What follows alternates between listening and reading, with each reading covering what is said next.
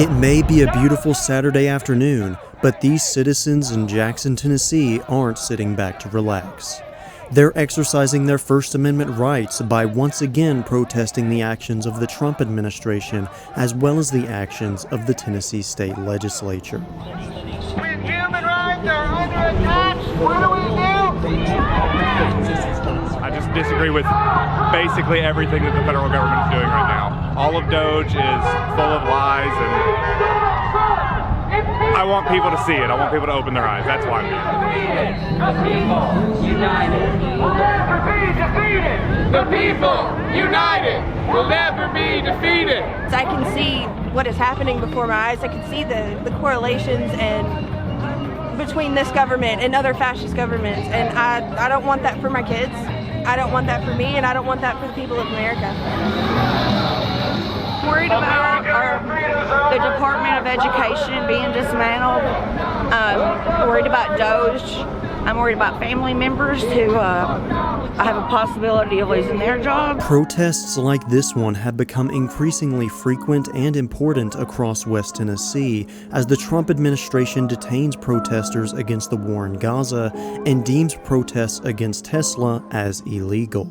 On the same day as this protest in Jackson, a protest in Memphis was held at a Tesla dealership, where they were met with hostility from a Memphis senator who referred to what they were doing in Facebook posts as illegal, and called them Tesla terrorists, as well as alluding to threats to lock them up. This kind of hostility to civil protest is not new in Tennessee, as one Jackson protester, Wendy, recounts her story of how she was charged with a felony for trying to ask her state representative David Kustoff questions on the street. It kind of was all a weird accident. I was told he was going to be somewhere, and when I did talk to him, they unrolled the window about halfway and said, "Can I help you?" I said, "Is Mr. Kustoff in there? I'd like to ask him a few questions." I just had a couple pieces of papers, and I just kind of showed them my papers, and they started to drive off. I did spend some time, a few hours in jail, and the next morning I went to pick up paperwork, and there was like no trace of me being there. There was no paperwork to be given to me. It took a couple of days for them to come up with something, and I was at work the next morning and saw on the TV I had been charged with a felony. They put out my home address and all kinds of personal information, and I think it was to try to scare me to stop protesting, stop arguing, stop calling. I think I was made an example of.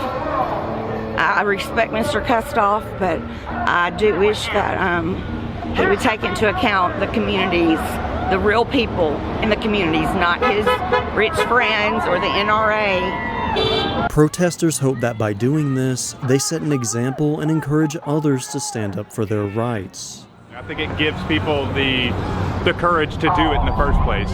See people standing up for themselves and others, and then that helps me get out and do it. If no one else was here, it'd be really hard for me to be the first one. So stand up for your rights, protest, and vote, and run for office. That's the big thing that I think a lot of people are missing.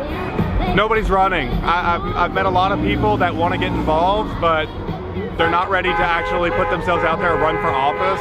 So that's what needs to happen. That's what I want people to take away from all of this. No Trump, no KKK, no fascist USA. I think we should keep doing what we're doing. I think we're standing up for what's right.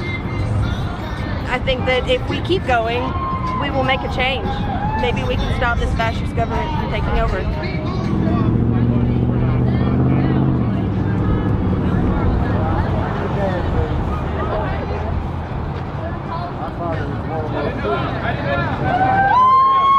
Yes, I think it's been a family tradition for I didn't know how many generations.